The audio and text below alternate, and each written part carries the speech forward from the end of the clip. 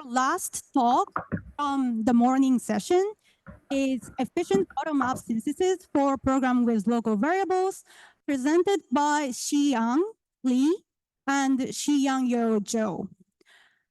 Xiang is a recent Michigan graduate starting his master's at Stanford.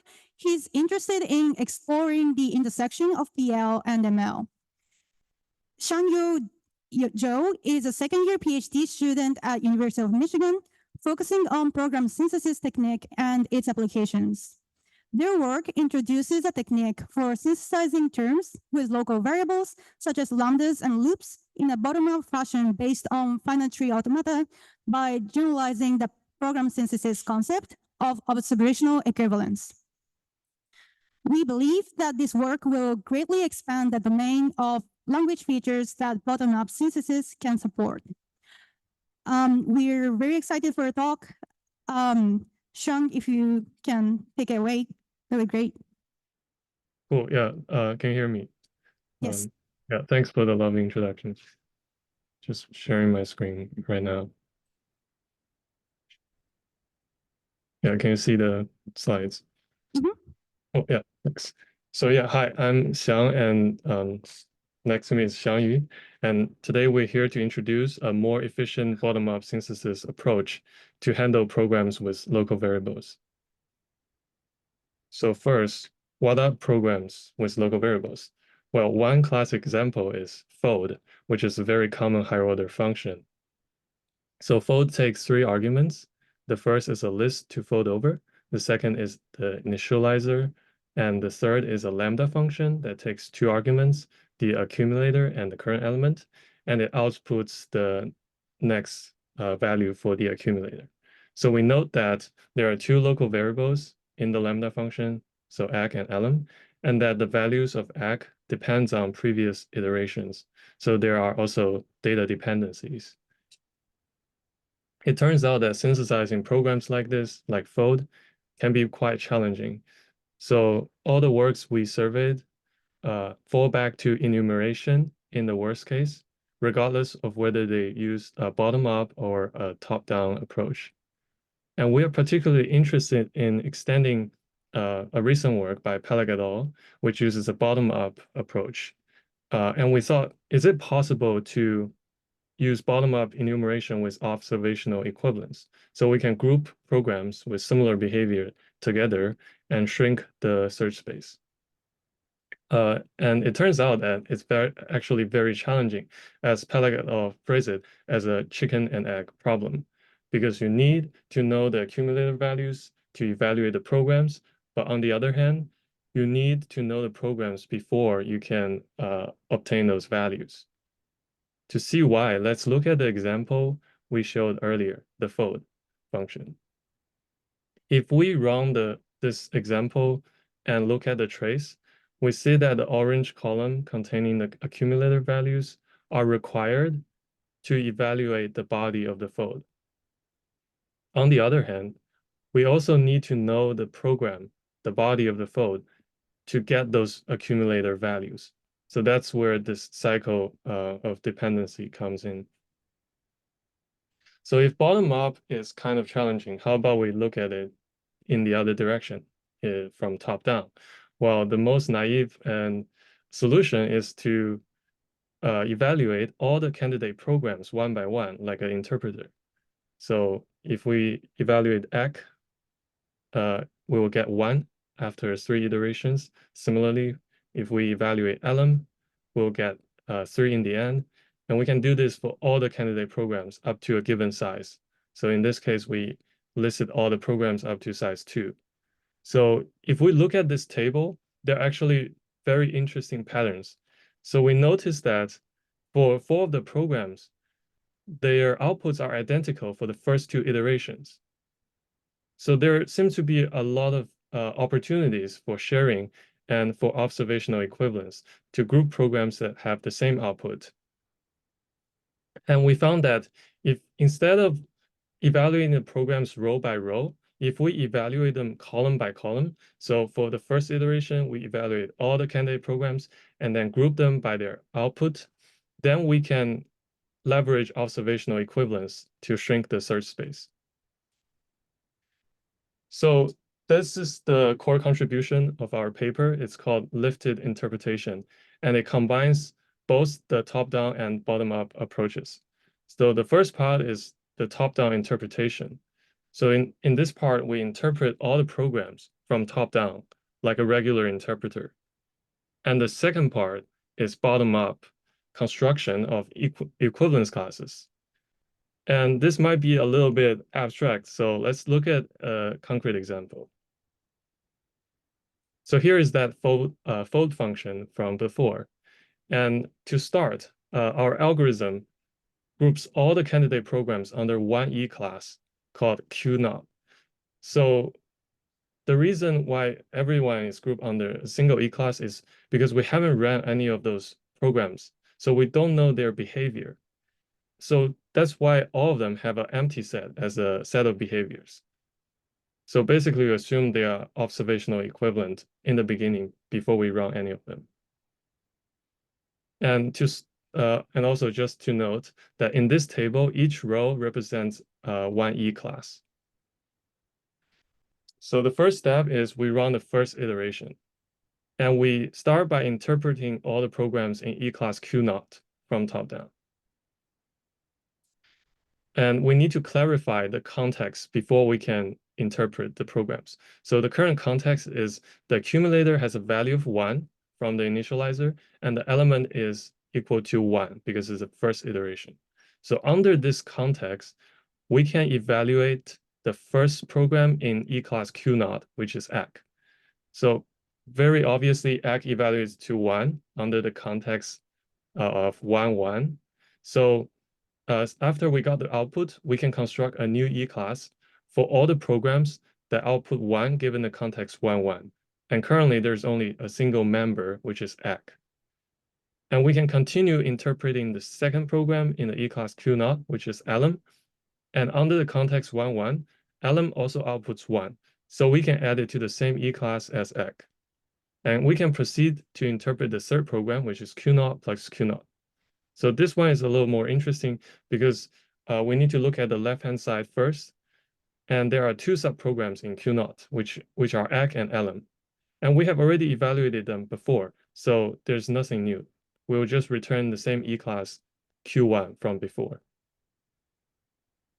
So if we finish evaluating the left-hand side Q0 and the right-hand side Q0, which are the same, then we'll get the result that Q0 plus Q0 evaluates to Q1 plus Q1, because both ACK and elem evaluates to the same E-class Q1.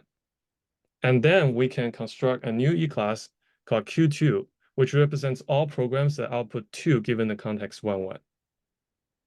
So this concludes the first iteration of the algorithm, and it gives us two E-classes, Q1 and Q2 as the output. And by the way, those E-classes are underlined because they are top-level E-classes which you can insert into the body of the lambda. So now we can move on to the second iteration, which will be very similar to the first. So we start from the first top-level E-class in the previous iteration, which is Q1. We clarified that the context now is different because we're in the second iteration, and the accumulator is the output of the first iteration, and the element is 2 because we're in the second iteration. So under this context, we can evaluate the subprograms within Q1, which are ACK and elem. So ACK outputs 1 given the context 1, 2, and elem outputs the value 2 given the same context. So we'll create two separate E-classes for them. And then lastly, for the second iteration, we can interpret all the programs in the E-class Q2. So Q2 has a different context because its output for the first iteration is 2. So in the second iteration, the accumulator starts at 2. So under this context, we can evaluate Q1 plus Q1. And similar to before, when we evaluate Q0 plus Q0, we look at the subprograms in Q1, and then there are 2, which are ACK and elem, and then we evaluate them under this new context of 2, 2. So we create a new E-class called Q5 that holds both of them. And then the last step for the second iteration is to wrap up the evaluation of Q1 plus Q1. So it's basically Q5 plus Q5 because both ACK and LM evaluates to the new E-class Q5. And that wraps up the second iteration, so we can move on to the last iteration. And it is very similar to the previous two iterations, so I'm just gonna speed through this. So basically, you're gonna look at the first top-level E-class Q3, which only contains ACK, so we're gonna evaluate ACK under the new context, similarly to the LM. And the most interesting bit is in Q6, where we have Q5 plus Q5. So we do the same sort of interpretation by looking at the left-hand side Q5, which contains two subprograms, ACK and LM. And then in this case, they actually evaluates to different outputs. ACK evaluates to 4 and LM evaluates to 3.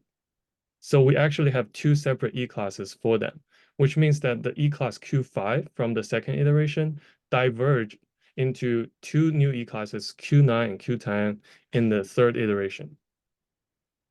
So that means when we try to construct a new E-class for Q6, we need to consider 2 times 2, which is 4 combinations. So the first combination is Q9 plus Q9, which is ACK plus ACK, and that outputs 4 plus 4 equals 8. Similarly, we can look at ACK plus LM, which outputs 4 plus 3 equals 7. And then also LM plus ACK, the other direction, is 3 plus 4 equals 7. And lastly, we get LM plus LM, which is 3 plus 3 equals 6. So this ends the whole lifted interpretation process for the example folk program, which outputs 5 top-level E-classes with annotations of their behavior throughout the iterations. And now I'm going to hand over to Xiangyu to talk about real-world applications of lifted interpretation. Okay, so we have demonstrated our approach on a small fold function example, and we want to apply it to solve a real-world problem. We chose a domain of web automation, in which the main task in this domain is to automate repetitive interactions on the web page. For example, to scrape a list of item prices from a shopping website. So this time, instead of demonstrating using a simple toy language, let's use a domain-specific language, which is much more complicated and real-world usage. So here are some important components. So programs in this language is a sequence of statements, or it can be a skip symbol when it says the end. Statement can be a singleton action, like a click, or it can be a loop procedure, which is commonly used to loop through a list of items and apply some interactions on each of the items. So as you may notice, loop is where we introduce a local variable in this domain because we will have the local loop variables. So finally, we have selectors, which is some paths to use to locate the web elements that we can use our statement to locate to act on them. So there can be tons of alternative selectors for each of the web elements, which is the main cause of making our search space to blow up. Okay, so in synthesis problem, instead of actually evaluating the programs in the browser environment, we try to interpret it with so-called trace semantics, which is given a program, a web page context, and the binding context. It should give you back an action trace and a new web page context. So here is an example program. In high level, this program will click on some button and followed by a statement of loop that loops through a list of items. And for each list item, they click 2 links under that item. So let's evaluate this program with trace semantics. So we will start with some initial web page pi0. This first statement will be evaluated on pi0 and output some web page pi1. And evaluating the second statement will start to loop through all the items on the list.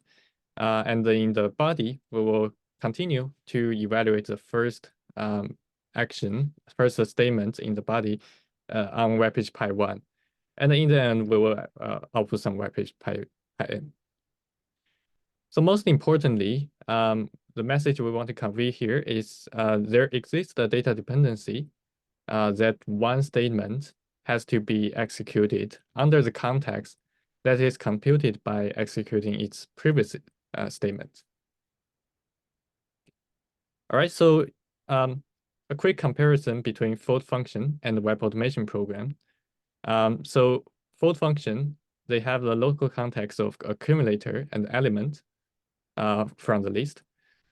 And the web automation program, it has loop variables and its input web page that you can evaluate your statements on. They also both have the data dependency. For fold, accumulator value depends on the computation from its last iteration, while in web automation program, the current web page also depends on executing statements on previous web page. So they have the shared issue that we cannot construct equivalence classes based on OE under context without evaluating these programs. So that's a chicken and egg problem. So to address it, we also applied leaf-dated interpretation in web automation.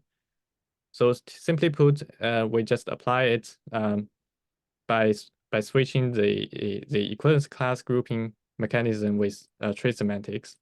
So we can construct the equivalent classes by the context output pair that is defined by trace semantics. So in this way, by building equivalence classes and evaluating programs simultaneously through leaf-dated interpretation, we can group these subprograms together.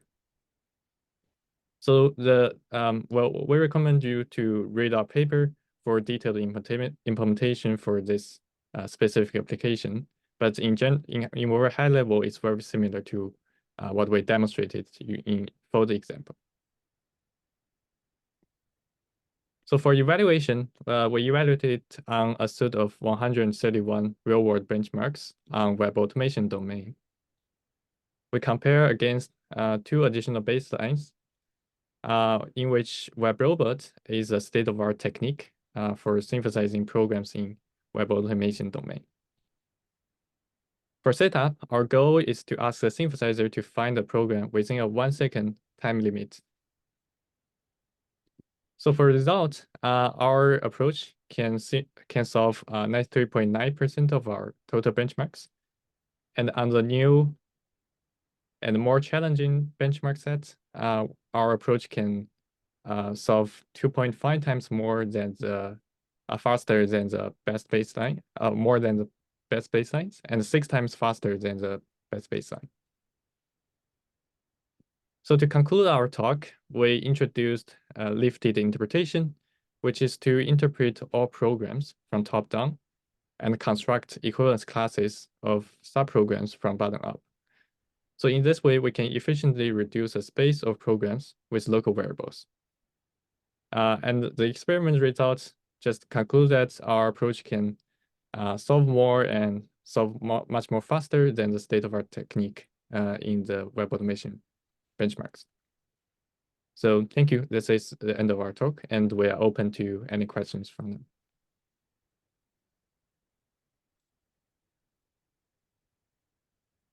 Thanks for the great talk, Xiang and Xiangyu.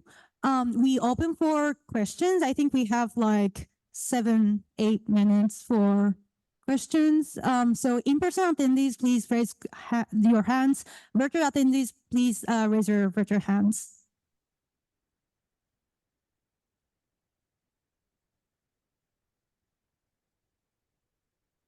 I guess I'll start asking the question. So your like experimental result like looks very impressive. That but like, did you see like any like do you have any sense of like how much like did you see like any limitation of your technique, like maybe the size, like a given like program size, like it start to slow down or throttle or something like that?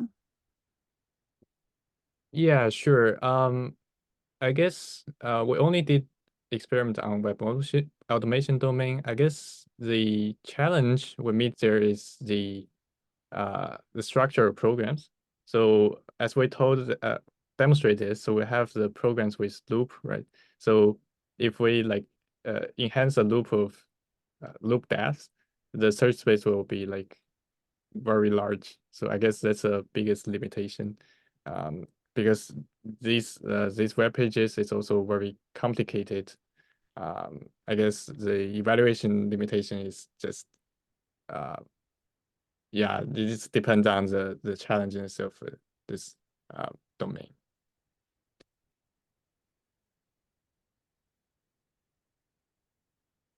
Wojtek is.